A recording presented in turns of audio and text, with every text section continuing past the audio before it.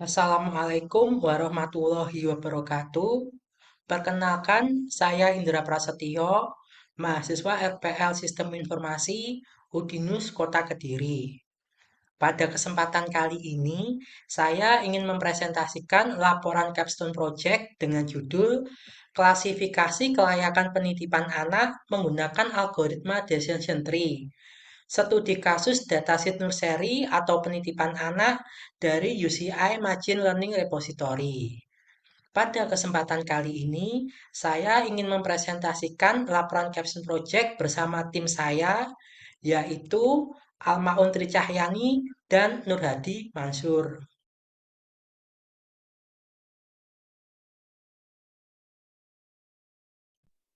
Laporan Capstone Project, klasifikasi kelayakan penitipan anak menggunakan algoritma Decision Tree, studi kasus dataset nursery atau penitipan anak dari UCI Machine Learning Repository. Latar belakang penelitian, klasifikasi kelayakan anak dalam sistem penitipan atau nursery school merupakan bagian penting dalam proses pengambilan keputusan yang mempertimbangkan berbagai faktor keluarga dan sosial. Dengan pendekatan machine learning, proses ini dapat dilakukan secara otomatis dan objektif. Adapun tujuan penelitian kami yaitu mengembangkan model klasifikasi untuk memprediksi kategori kelayakan anak seperti not rekom, priority, hingga very rekom dalam membantu lembaga pendidikan anak usia dini berdasarkan kombinasi kondisi sosial, keuangan, dan kesehatan keluarga yang diberikan oleh orang tua atau wali. Dan metode yang kami gunakan yaitu menggunakan algoritma decision tree pada dataset nursery dari UCI Machine Learning Repository. Tahapannya meliputi eksplorasi data, encoding fitur kategorikal, seleksi fitur, hyperparameter tuning menggunakan grid search CV, serta evaluasi model melalui classification report dan confusion metric. Adapun hasil penelitian kami yaitu model decision tree dengan parameter terbaik yang mencapai akurasi hingga 99,46% pada data uji. Dan fitur health, Hasnurs, dan parents memiliki pengaruh terbesar dalam pengambilan keputusan model. Lalu kesimpulannya, model klasifikasi yang dikembangkan menunjukkan performa yang sangat baik dalam memprediksi kategori kelayakan anak untuk sistem nursery. Aplikasi ini berpotensi digunakan sebagai alat bantu evaluasi berbasis data dan telah diimplementasikan dalam bentuk aplikasi interaktif menggunakan Streamlit.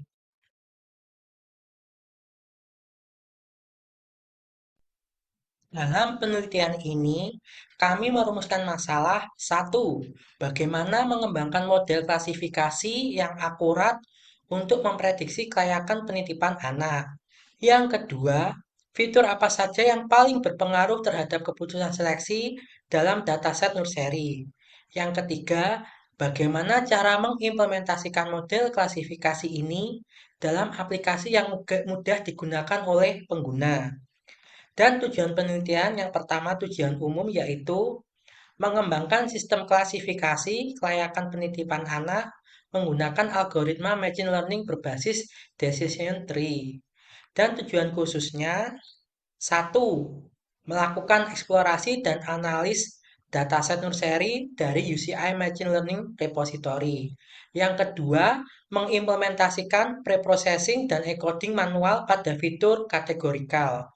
Yang ketiga, membangun model decision tree dengan hyperparameter tuning.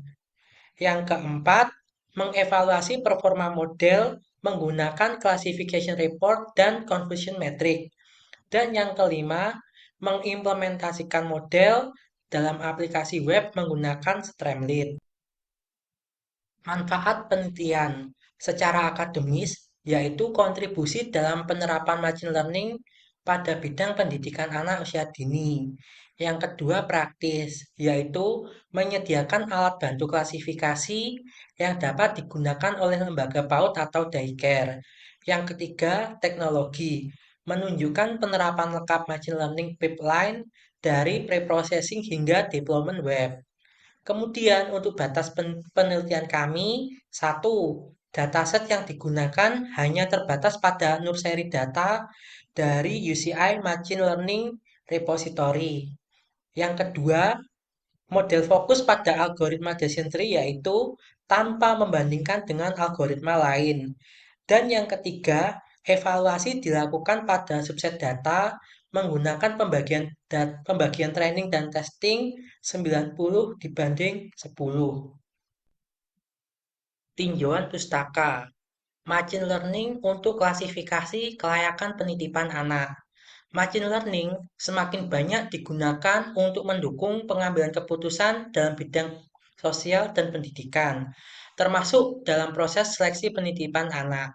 Dengan menggunakan data historis dari formulir pendaftaran, sistem machine learning dapat mempelajari pola-pola kelayakan dan membantu lembaga dalam menentukan prioritas penerimaan secara lebih objektif dan efisien. Nursery data set dari UCI Machine Learning Repository merupakan contoh nyata penerapan konsep ini. Dataset ini awalnya dirancang sebagai bagian dari sistem pakar untuk mendukung keputusan dalam domain pendidikan anak usia dini. Sedangkan algoritma decision tree merupakan salah satu algoritma supervised learning yang populer digunakan dalam tugas klasifikasi. Algoritma ini dikenal karena kemudahannya dalam interpretasi serta kemampuannya untuk divisualisasikan secara intuitif melalui struktur pohon keputusan. Berbeda dengan beberapa algoritma lain, decision tree tidak memerlukan asumsi distribusi terhadap data dan mampu bekerja secara efektif pada data numerik maupun kategorikal. Algoritma decision tree kami gunakan dikarenakan satu, interpretabilitas tinggi, dua, non-parametrik, yang ketiga, kemampuan menangani data kategorikal, dan yang keempat, pemilihan fitur secara otomatis.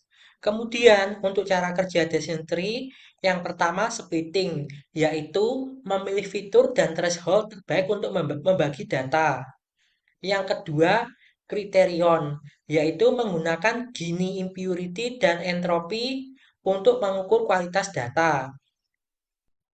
Dalam penelitian ini, kami menggunakan algoritma decision tree karena memiliki keunggulan antara lain, satu, interpretabilitas yang tinggi, yaitu struktur pohon yang dihasilkan mudah dibaca dan dijelaskan, sehingga cocok untuk pengguna non-teknis maupun untuk konteks pendidikan. Yang kedua, non-parametrik, yaitu tidak memerlukan asumsi distribusi tertentu terhadap data, sehingga lebih fleksibel dalam berbagai kondisi data. Yang ketiga, kemampuan menangani data kategorikal. Algoritma ini sangat cocok digunakan pada dataset yang seluruh fiturnya bersifat kategorikal, seperti pada dataset nursery. Dan yang keempat, pemilihan fitur secara otomatis. Decision tree secara otomatis memilih fitur-fitur yang paling penting berdasarkan nilai information gain atau tingkat impurity seperti Gini index atau entropi. Dan untuk cara kerja decision tree, yang pertama splitting, yaitu memilih fitur dan threshold terbaik untuk membagi data. Yang kedua, kriterion, yaitu menggunakan Gini impurity atau entropi untuk mengukur kualitas split. Yang ketiga, pruning, yaitu mencegah overfitting dengan membatasi kedalaman atau jumlah sampel minimum. Proses ini diimplementasikan secara otomatis melalui pustaka scikit-learn dengan opsi hyperparameter tuning menggunakan grid search GV. Dataset nursery. Dataset nursery berasal dari UCI Machine Learning Repository dan dirancang untuk tugas klasifikasi multikelas. Dataset ini terdiri dari 12.960 instance dengan 9 atribut yang seluruhnya bertipe kategorikal.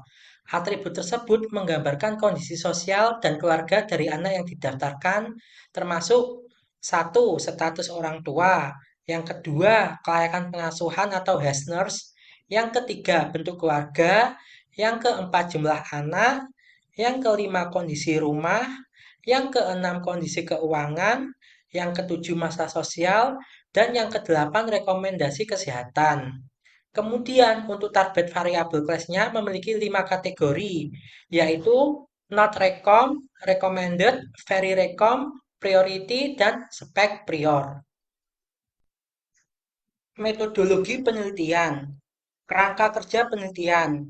Kami menggunakan data collection, kemudian EDA, kemudian di processing dan di encoding, lalu di feature selection dan model training, dan di hyperparameter tuning, evaluation, dan deployment.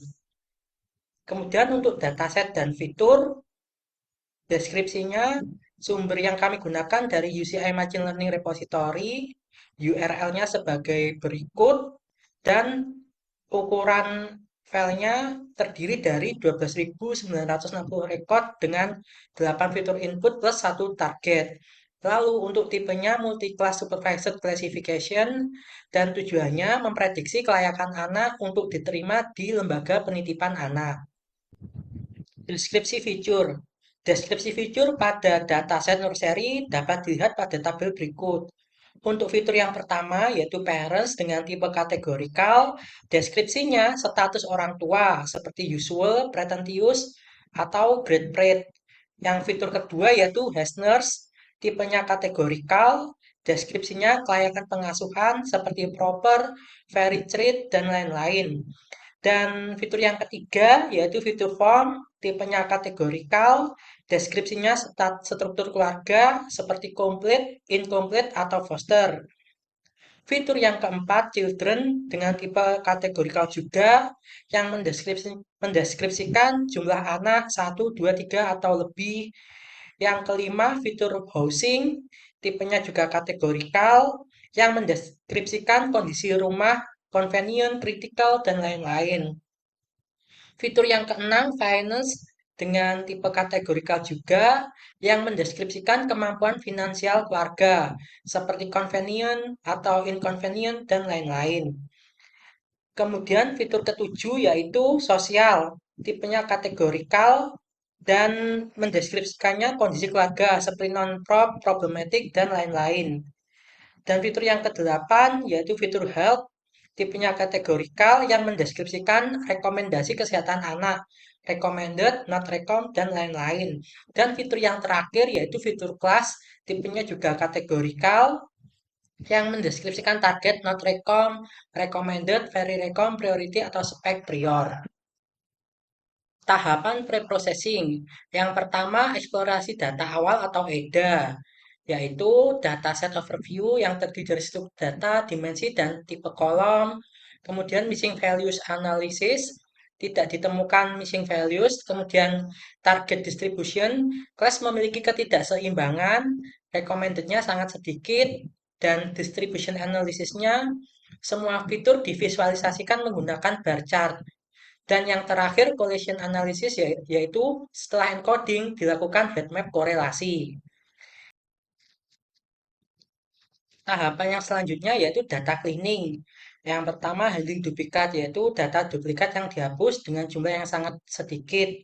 Yang dilanjutkan dengan proses outlier, yaitu tidak dilakukan eksplisit karena semua fitur kategorikal. Berlanjut di tahap encoding dan feature engineering.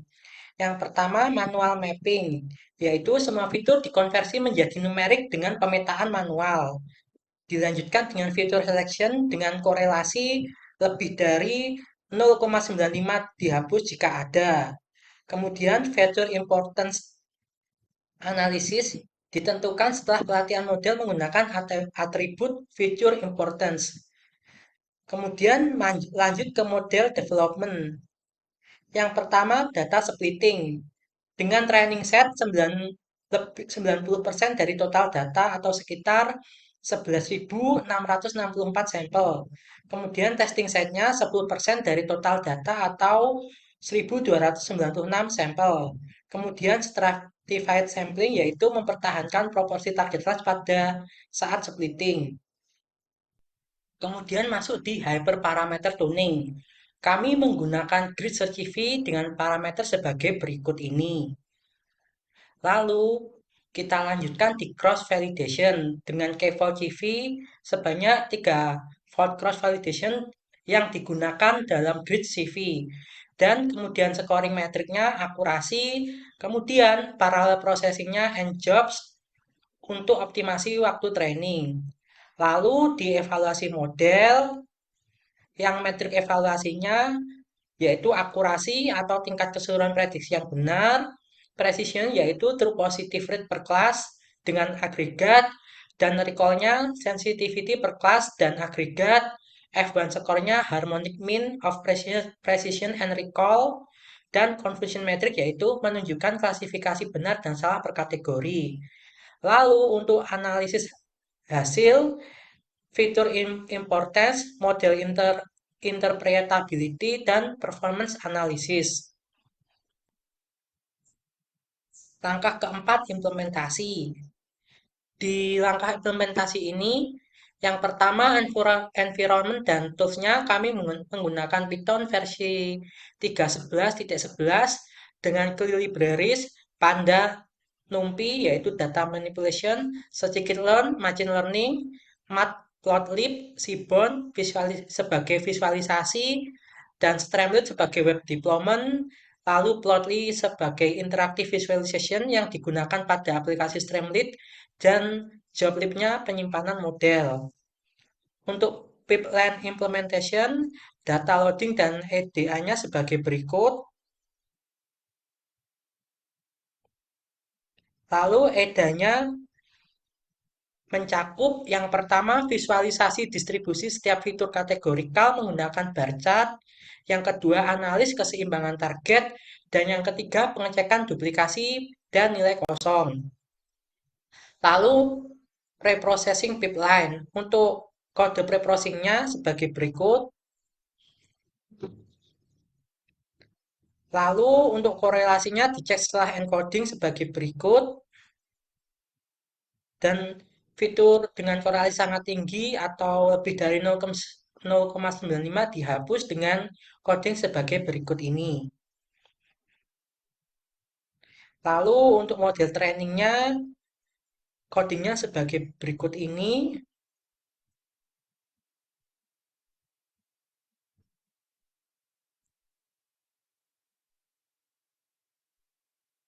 Lalu untuk catatan, beberapa bagian seperti encoding lengkap dan split data di komen atau disederhanakan agar lebih ringkas sebagai contoh di laporan. Kode perlunya ada di notebook atau akan dijelaskan oleh teman saya Nurhadi Mansur. Lalu web application development. Yang pertama Streamlit arsitektur, yang pertama yaitu front end, yang kedua back end, yang ketiga fitur, dan kemudian masuk ke deployment feature. Yang pertama visualisasi, yang kedua expo function, yang ketiga model loading, dan masuk ke tahap kelima yaitu hasil dan pembahasan. Yang pertama hasil eksplorasi data yang meliputi dataset overview. Dataset Nurseri memiliki 12.960 baris dan 9 kolom, yang terdiri dari 8 fitur input dan 1 target atau kelas. Seluruh fitur bersifat kategorikal seperti parent, housing, finance, hingga health.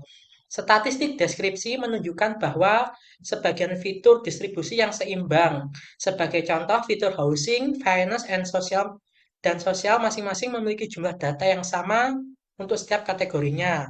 Target class memiliki 5 kategori yaitu not recom, recommended, very recom, priority, dan spec prior.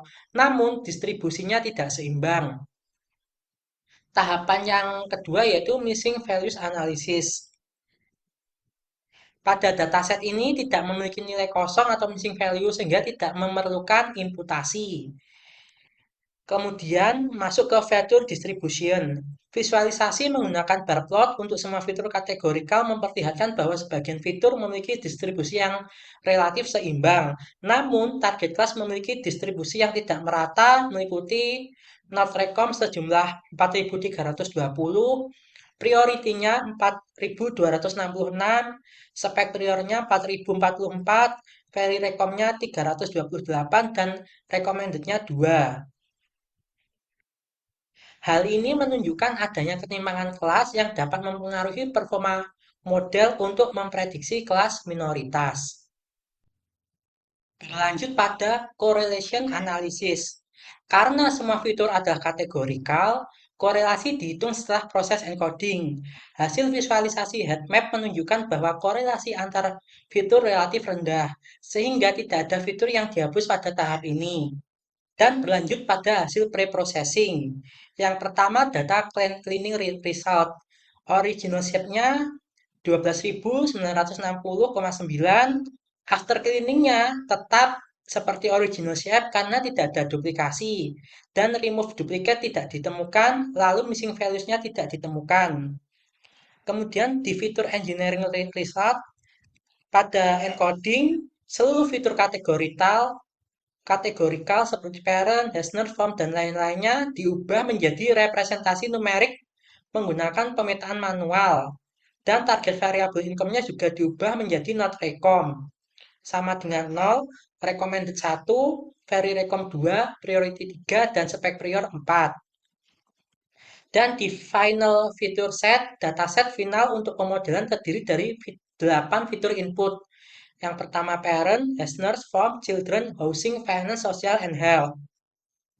Lalu untuk hasil model training, hyperparameter optimization, yang base parametersnya yaitu hasil optimasi menggunakan grid CV menunjukkan parameter terbaik untuk model decision tree adalah kriterion, entropy, max depth, non, min sample leaf, dan min sample split 2. Model ini dilatih dengan three-fold cross-validation menggunakan metrik akurasi.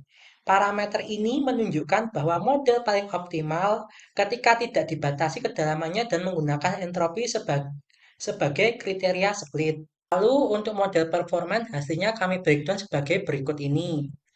Akurasi pada training set mencapai 100%, sedangkan di testing set mencapai 99,46%.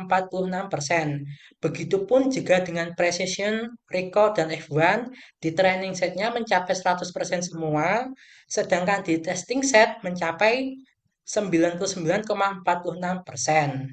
Lalu, di detail performa per kelas pada data testing, kelas 0 atau not recom, presisinya 1, recall 1, F1 score-nya 1. Di kelas 2, very recom, presisinya 1, recall 1, dan F1 score-nya 1. Sedangkan di kelas 3 dan kelas 4, presisinya 0,99, recall 0,99, dan F1 score-nya 0,99. Lalu, sebagai catatan, kelas 1 atau yang recommended tidak muncul di data testing karena jumlahnya sangat kecil. Hanya 2 dari 12.960 sampling sehingga tidak terwakili dalam split. Untuk confusion metricnya, pada data testing ada sebagai berikut.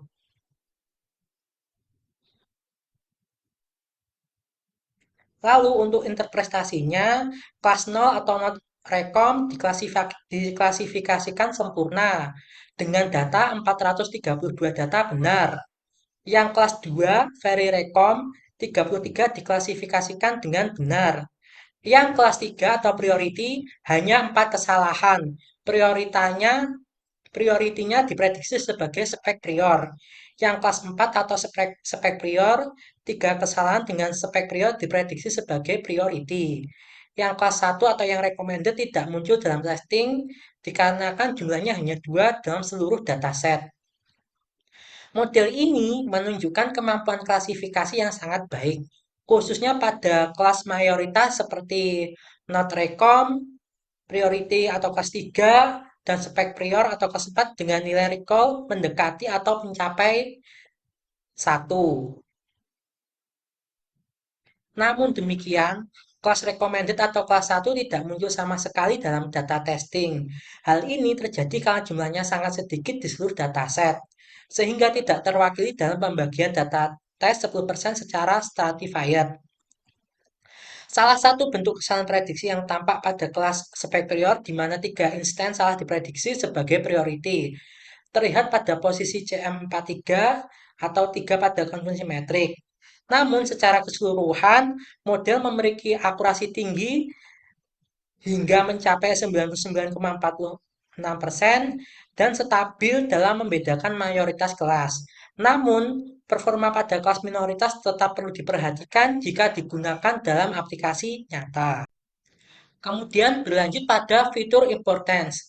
Berdasarkan output base model fitur importance dari notebook yang divisualisasikan dalam tabel 5.1, fitur-fitur yang paling signifikan dalam menentukan prediksi pendapatan diidentifikasi.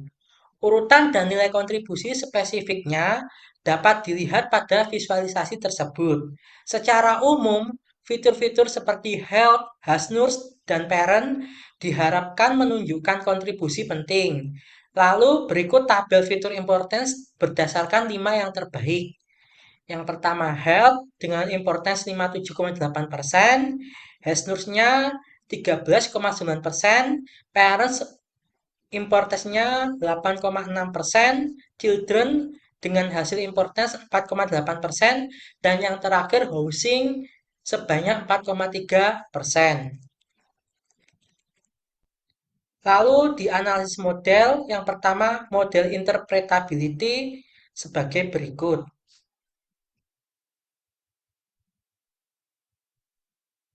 Visualisasi decision tree hingga kedalaman 3 seperti gambar 5.2 memberikan pemahaman bagaimana model membuat keputusan dengan fitur health dan Hasnur muncul paling awal dalam percabangan pohon. Model ini bekerja berdasarkan serangkaian aturan if dan else pada fitur-fitur input untuk mencapai prediksi kelas. Keterbacaan ini adalah salah satu keunggulan utama dari algoritma decision tree, memungkinkan pengguna untuk memahami logika di balik prediksi. Lalu di overfitting analysis, performa model pada training set dengan akurasi 100% dan testing set akurasi 99,46% relatif dekat.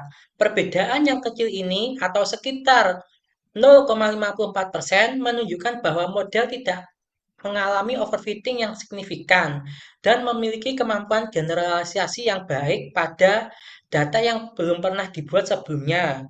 Hyperparameter seperti max depth, min sample lift, dan min sample split yang dioptimalisasi melalui grid search membantu mengontrol kompleksitas model dan mencegah overfitting. Untuk fitur kontribusi sebagai berikut ini. Health-nya lebih tinggi daripada Hasnus dan sebagainya. Analisis fitur important seperti Health Hasnut dan Parent berkontribusi paling besar terhadap klasifikasi akhir.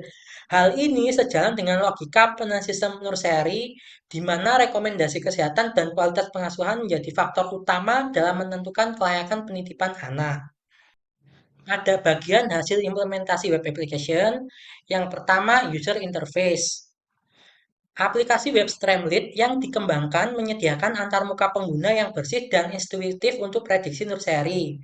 Terdapat 4 menu bar yang berada di sidebar, yaitu beranda, prediksi, akurasi, referensi, dan tentang. Lalu, pada menu beranda dan tentang menampilkan sekilas tentang pembuatan aplikasi. Sedangkan pada menu akurasi dan referensi menampilkan label target, referensi fitur, horizontal bar chart, dan fitur important model decision tree yang digunakan. Juga menggunakan plotly. Functionality testing. Fungsionalitas aplikasi telah diuji melalui berbagai skenario input untuk memastikan model decision tree berjalan sesuai ekspektasi. Validasi input diimplementasikan untuk 8 fitur utama, parent form, housing, sosial, dan lainnya, agar pilihan pengguna sesuai dengan nilai-nilai diskrit yang diobservasi dari dataset nursery UCI. Jika terdapat input yang tidak valid atau tidak dikenali, sistem akan memberikan peringatan langsung di antarmuka dan menolak eksekusi prediksi. Fitur-fitur interaktif seperti prediksi hasil klasifikasi, reset input, dan tampilan output telah diverifikasi dan menunjukkan respon yang konsisten.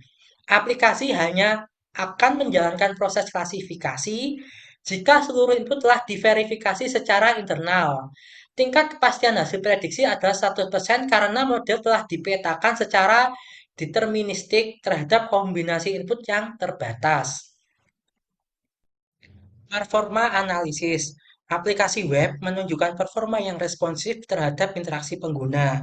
Salah satu optimasi utama yang diterapkan adalah pemanfaatan mekanisme caching menggunakan STJ resource pada Streamlit untuk membuat model dan komponen pendukung seperti encoding maps dan daftar nama fitur dari file income prediction komponen. Dengan pendekatan ini, proses pembuatan model hanya dilakukan satu kali saat inisialisasi awal aplikasi atau saat terjadi perubahan pada file model. Strategi ini secara signifikan mengurangi waktu tunggu atau latensi dalam melakukan prediksi di penggunaan berikutnya. Selain itu, aplikasi ini juga memanfaatkan visualisasi interaktif dengan menggunakan Plotly, baik untuk menampilkan hasil prediksi maupun tingkat pentingnya setiap fitur atau fitur importance. Penggunaan elemen visual yang dinamis ini tidak hanya memperkaya pengalaman pengguna, tetapi juga mempermudah proses interpretasi hasil terutama bagi pengguna non-teknis. Namun, dalam proses pengembangan sempat ditemui kendala dalam hal pemrosesan teks hasil prediksi ke dalam format PDF. Hal ini disebabkan oleh karakter emoji atau simbol warna yang digunakan dalam tampilan Streamlit yang tidak kompatibel dengan format encoding PDF standar. Namun, kendala ini berhasil diatasi dengan menyediakan versi teks penjelasan yang disesuaikan khusus untuk kebutuhan ekspor PDF. Lanjut pada bab kesimpulan dan saran. Kesimpulan. Yang pertama tentang model performa. Model decision tree classifier yang dikembangkan dalam penelitian ini menunjukkan performa yang sangat tinggi dalam melakukan klasifikasi kelayakan penitipan anak berdasarkan data kategorikal keluarga. Setelah proses optimalisasi menggunakan Research CV terhadap kombinasi hyperparameter kriterion, max depth, min sample split, dan min sample lift diperoleh model terbaik yang dilatih pada lebih dari 5.000 data latih dan diuji pada 1.296 data uji. Dan hasil pembagian trend test split dengan rasio 80/20. Evaluasi menunjukkan bahwa model mampu mencapai akurasi sempurna sebesar 100% pada data pelatihan dan tetap mempertahankan akurasi sangat tinggi sebesar 99,46% pada data pengujian. Tingginya performa ini mencerminkan kemampuan model dalam menangkap pola klasifikasi dari fitur-fitur kategorikal yang tersedia tanpa kehilangan kemampuan generalisasi. Kemudian untuk saran penelitian selanjutnya, yang pertama algoritma comparison. Penelitian ini selanjutnya disarankan untuk melakukan perbandingan performa model decision tree dengan algoritma klasifikasi lain yang lebih kompleks dan robust seperti random forest, gradient boosting, dan sebagainya. Pendekatan ini membantu mengevaluasi apakah model lain mampu memberikan peningkatan performa prediksi, khususnya dalam konteks stabilan dan generalisasi di berbagai variasi input data. Advanced Feature Engineering. Eksplorasi lebih lanjut terhadap teknik fitur engineering lanjutan dapat dipertimbangkan, misalnya melalui pembuatan fitur interaksi antar variabel seperti kombinasi Venus dan Health dan lain-lain. Yang kemudian explainability enhancement. Karena transparansi model merupakan aspek penting dalam pengambilan keputusan berbasis sistem, studi mendatang dapat mempertimbangkan penggunaan metode explainable AI seperti SHAP atau Shapley Additive Explanation atau LIM untuk meningkatkan interpretabilitas, terutama jika digunakan algoritma yang lebih kompleks dan bersifat black box. Kemudian, dataset relevance. Meski dataset Nursari banyak digunakan dalam studi pembelajaran mesin, perlu diingat bahwa dataset ini bersifat sintetis dan berskala tetap. Oleh karena itu, penggunaan dataset yang lebih konseptual, aktual, dan sesuai dengan kebijakan lokal atau kebutuhan institusi penitipan nyata akan memberikan hasil yang lebih relevan dan praktis.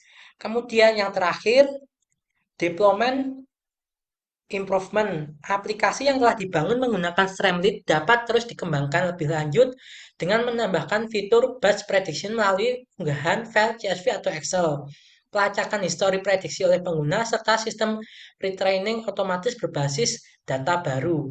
Hal ini akan memperkuat kapabilitas model untuk digunakan secara berkelanjutan dalam lingkungan operasional.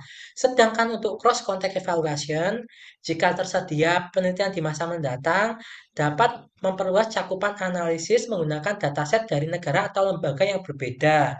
Hal ini memungkinkan dilakukannya perbandingan konteks sosial, ekonomi, atau kebijakan, sekaligus menguji universalitas dan ketahanan model klasifikasi yang dibangun. Sedangkan pada fitur analisis, fitur yang paling berpengaruh terhadap prediksi kelayakan penitipan anak berdasarkan analisis fitur important adalah social, finance, health, dan nursery. Temuan ini sesuai dengan logika sistem pengambilan keputusan pada lembaga penitipan di mana kondisi sosial keluarga, kemampuan finansial, kesehatan anak, dan ketersediaan tempat penitipan merupakan faktor utama dalam menentukan tingkat rekomendasi. Kemudian di tahap implementation sukses, penelitian ini berhasil mengimplementasikan end-to-end pipeline machine learning secara menyeluruh, dimulai dari pemuatan dan encoding data kategorikal, pelatihan model dengan optimasi hyperparameter menggunakan grid search CV, evaluasi kinerja model, hingga deployment dalam bentuk aplikasi web interaktif berbasis Streamlit. Aplikasi ini memungkinkan pengguna melakukan input data, mendapatkan hasil prediksi secara real-time, serta mengunduh laporan dalam format PDF, sehingga menjadikannya alat yang praktis dan siap digunakan dalam konteks nyata. Lalu di business value, model klasifikasi yang dikembangkan dapat digunakan sebagai alat bantu pengambilan keputusan oleh lembaga penitipan anak dalam menilai kelayakan pendaftaran berdasarkan kondisi sosial, finansial, dan kesehatan keluarga. Dengan akurasi prediksi yang sangat tinggi dan antarmuka aplikasi yang interaktif, model ini berpotensi menjadi sistem screening awal yang efisien, objektif, dan mudah dioperasikan oleh pengguna non-teknis dalam konteks seleksi calon peserta penitipan anak. Demikian presentasi dari saya. Kurang lebihnya mohon maaf, kemudian akan dilanjutkan oleh teman saya. Wassalamualaikum warahmatullahi wabarakatuh. Assalamualaikum warahmatullahi wabarakatuh. Perkenalkan, saya Alma Undrijayani. Pada video ini saya akan menjelaskan kajian explanatory data analysis (EDA) dan hyperparameter tuning yang dilakukan terhadap model decision tree. Sebelum memulai eksplorasi data dan pelatihan model, terlebih dahulu saya mengimport beberapa library yang dibutuhkan. Di antaranya yaitu adalah Pandas dan NumPy. Ini untuk manipulasi data. Matplotlib dan Seaborn untuk visualisasi. Lalu ada Sklearn, ini untuk model decision tree, preprocessing, dan evaluasi. Juga di sini ada Joblib, ini untuk menyimpan model. Pertama adalah load data. Saya melakukan proses loading dataset dengan nama nursery.data menggunakan Pandas dan memberikan nama kolom di sini mulai parents, has, null, form, hingga kolom targetnya yaitu kelas. Karena di data nursery.datanya ini, seperti dilihat ini tidak ada label nama kolomnya. Jadi perlu untuk dinamai kolom ini secara manual karena agar lebih mudah memahami. Lalu untuk dataset ini diambil dari UGI Machine Learning, yaitu dataset nursery. Di sini dilihat memiliki 9 kolom, yaitu 8 fitur input dan 1 kolom targetnya, yaitu kelas. Jadi dataset ini tuh untuk dataset ini berisi informasi terkait calon anak yang akan masuk ke dalam sistem penitipan anak berdasarkan atribut seperti finance, ini kondisi orang tua, kondisi keuangan, sosial, hingga kesehatan. Lalu selanjutnya ini untuk menampilkan dataset overview-nya, ini untuk kategori kelas dan ini untuk mengecek missing value. Missing value atau ini ditampilkan untuk hasil output-nya seperti ini. Untuk barisnya itu ada 12.960 baris ya dataset ini, dan 9 kolom tadi termasuk juga fitur targetnya untuk kelas. Ini adalah kategori kelas statistiknya. Untuk hasil missing value-nya, kita melihat tidak ada nilai kosong atau duplikat, jadi tidak perlu imputasi atau pembersihan data lebih lanjut. Selanjutnya yaitu adalah visualisasi data. Jadi untuk memahami distribusi secara fitur, ini saya membuat bar chart ya untuk variabel kategori. Visualisasi ini membantu kita melihat distribusinya. Kita dapat menganalisis distribusi fitur-fitur kategorikal. Hasilnya ini disimpan ya PNG atau gambar ini tampilannya. Ini untuk distribution formnya. Jadi untuk hasilnya ini menunjukkan cukup terdistribusi dengan baik ya, maksudnya seimbang ya dari kelasnya. Seperti ini di form, terus ada housing, terus health. Ini masing-masing muncul dalam jumlah yang hampir sama ya, setiap kelasnya ini seimbang. Hal ini karena model tidak condong ke salah satu nilai tertentu. Namun ini pada label targetnya, yaitu di kelasnya, ini tidak seimbang ya. Misalnya ini di kelas recommended, ini hanya muncul, ini sangat sedikit ya, kalau dilihat dari gambarnya ini hampir tidak muncul ya. Kalau dibandingkan dengan not recommended, not recom ini sangat banyak muncul ribuan kali. Nah, ini bisa mempengaruhi hasil model yang cenderung berat ke kelas mayoritas. Jadi meskipun kita tetap menggunakan semua data dalam proses pelatihan, kami menyadari bahwa hasil akurasi keseluruhan itu belum tentu mencerminkan performa yang adil untuk semua kelas. Ini untuk data cleaning ya. Ini kalau misalnya ada yang tadi nilai kosong atau duplikat, itu bakal dihapus di sini di data cleaning. Kalau kasus kali ini kan tadi kan nggak ada, nilai kosong. Lalu kita ke on-order fitur. Ya, karena model klasifikasi ini hanya bisa memproses data numerik ya, semua fitur itu dikonversi. Jadi kan ini kan tadi kategorikal ya, dikonversi ke numerik dengan encoding. Kalau di sini pakai encoding manual. Jadi sebenarnya bisa pakai label encoder ini. Tapi biar tahu ya, biar untuk menghindari ketidakketahuan makna, jika pakai label encoder jadi pakai manual aja di sini. Ini setiap nilai kategorikal ini diubah menjadi nilai numerik, tetap nilai numeriknya itu tetap dengan skala yang logis. Jadi misalnya ini adalah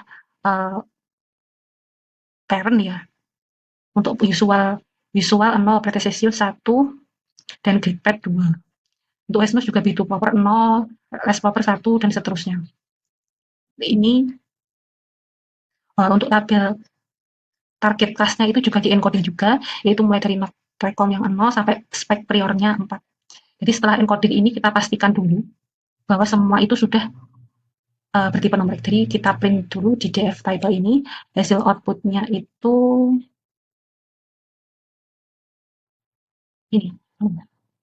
ini, yaitu sudah berubah menjadi INT64, jadi sudah numerik. Lalu selanjutnya ini adalah check correlation. Jadi setelah fitur dikonversi ke numerik, kita menghitung korelasi antar fitur menggunakan Poisson correlation.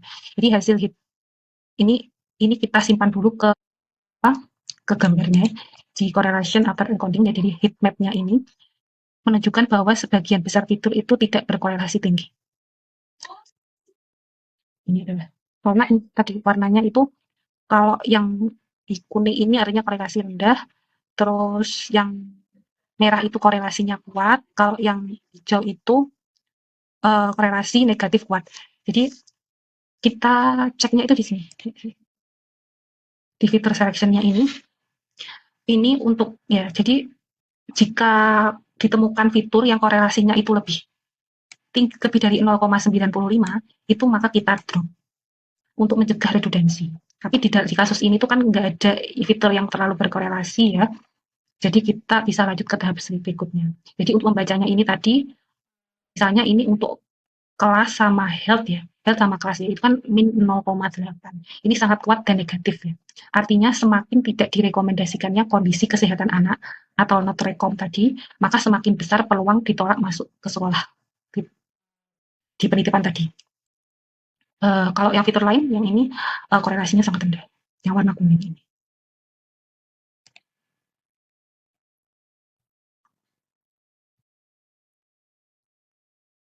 Lalu selanjutnya yaitu hiperparameter tuning ya. Selanjutnya kita bagi di sini untuk tes size-nya 0,1, artinya perbandingan untuk data training dan testingnya 90/10. Artinya yang trainingnya 90%, yang testingnya 10%. Ini terus kita pakai statistik sama dengan ini agar distribusi target tetap seimbang di kedua subset. Untuk meningkatkan performa model, saya menggunakan Grid Search TV Ini untuk mencari parameter terbaik dari model decision tree.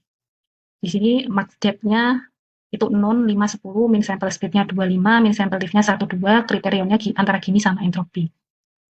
Lalu kita print hasil base parameternya. Nah, ini adalah output-nya untuk base parameternya. Ini. Ini artinya model decision tree itu paling optimal saat menggunakan fungsi pemilihan entropi. Dengan kedalaman maksimal pohon itu tidak dibatasi dan minimal 1 sampel di daun serta 2 sampel untuk split. Ini dianggap terbaik karena menghasilkan akurasi tertinggi saat diuji.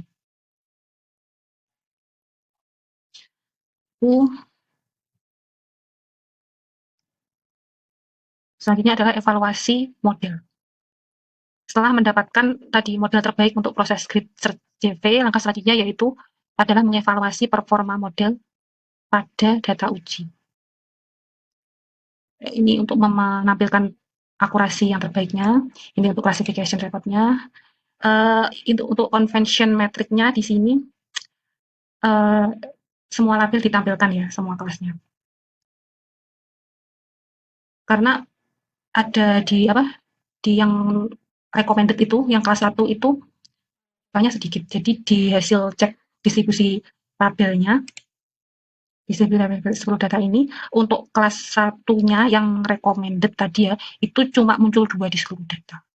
Jadi untuk convention metric-nya nanti akan ditampilkan semuanya ya agar bisa tahu mana yang bisa memetakan mana yang kosong, mana yang sudah berisi itu masnya. Untuk hasil outputnya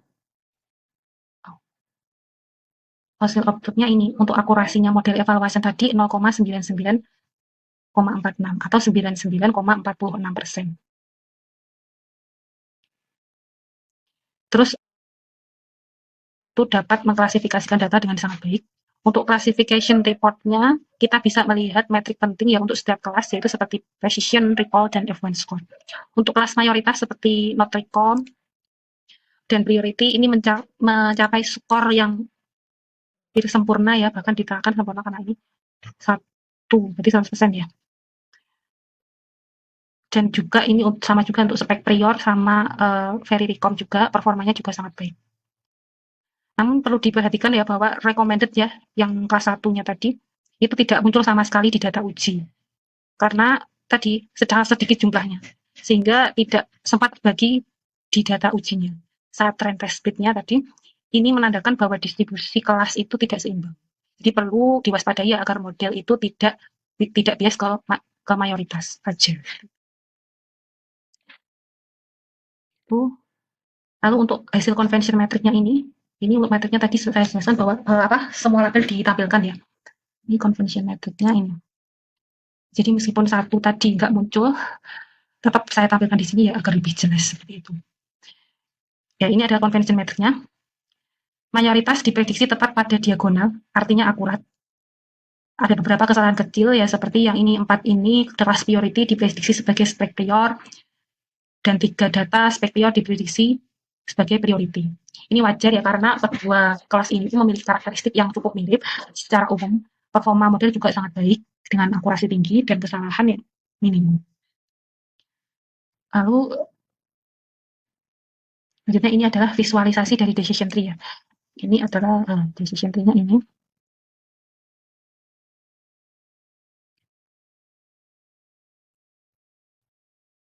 Ini dilihat mulainya ini dari health ya. Jadi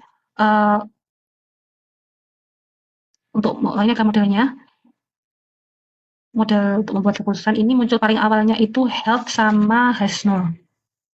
Itu. Ini terus untuk tampilan semuanya seperti itu. Seperti ini.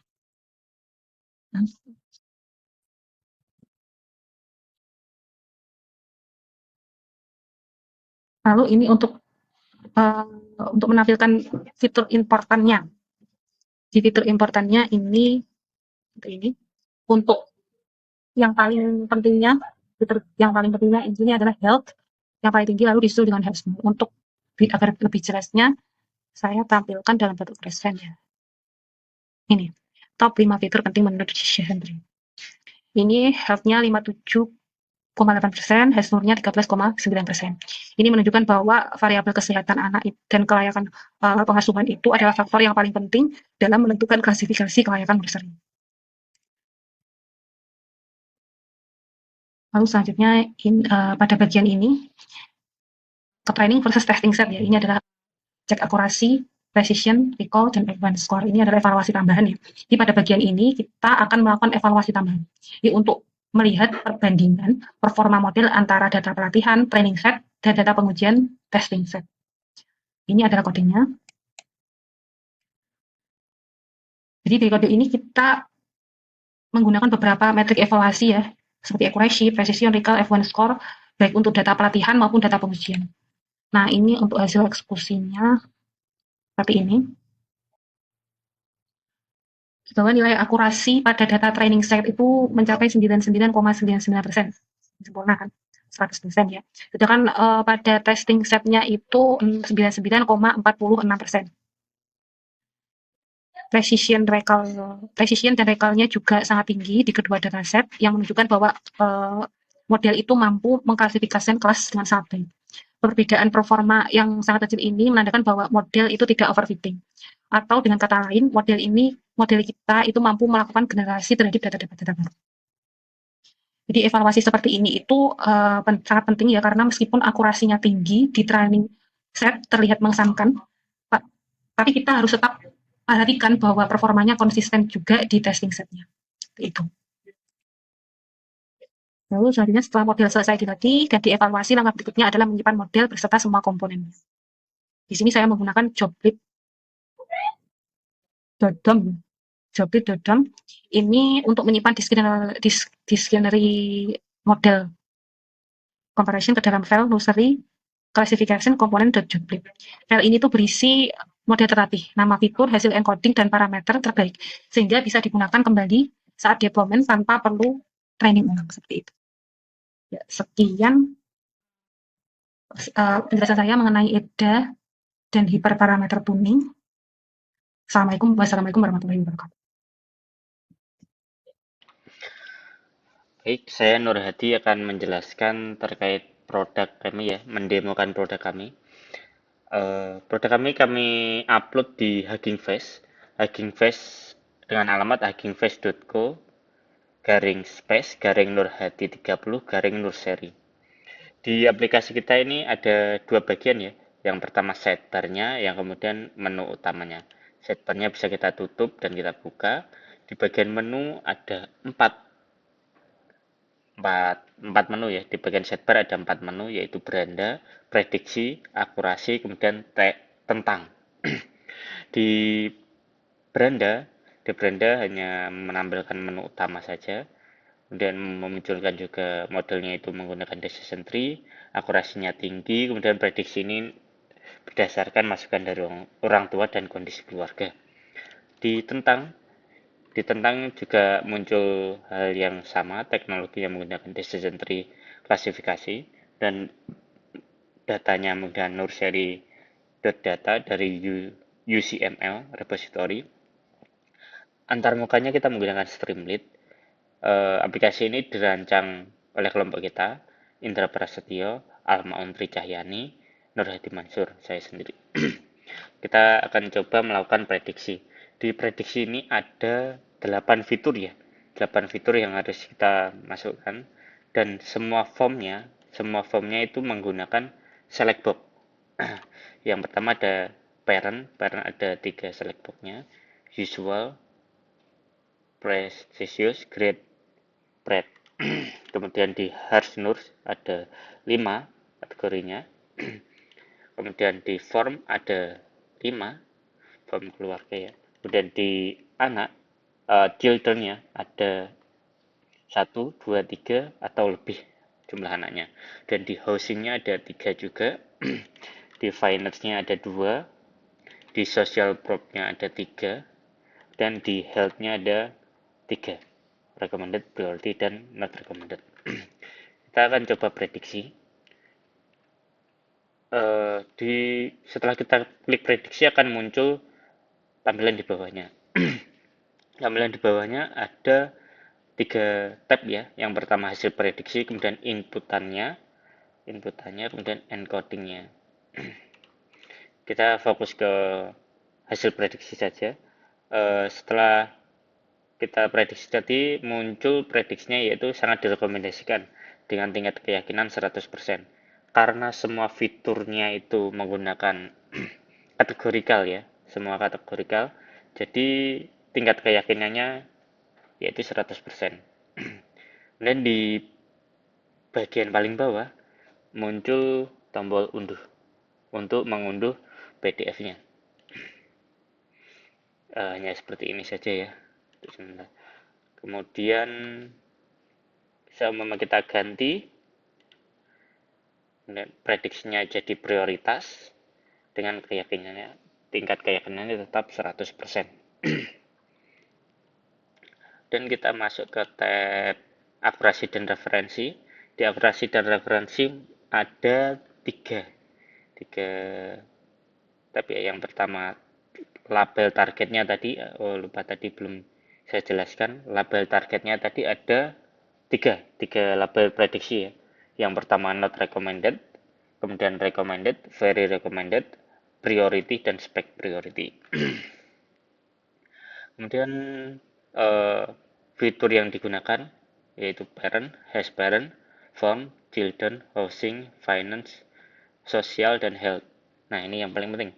Salah satu yang paling penting yaitu fitur paling penting dalam model ini, yaitu adalah health-nya atau kesehatan anak itu sendiri. Importansnya 0,57 atau 57% ya. Kemudian 58% mungkin. Kemudian Hasnurs-nya itu 0,139 atau mungkin 14%, 13% lah. itu semua sudah. Mungkin itu yang dapat kami sampaikan. Kurang lebihnya kami mohon maaf. Wassalamualaikum warahmatullahi wabarakatuh.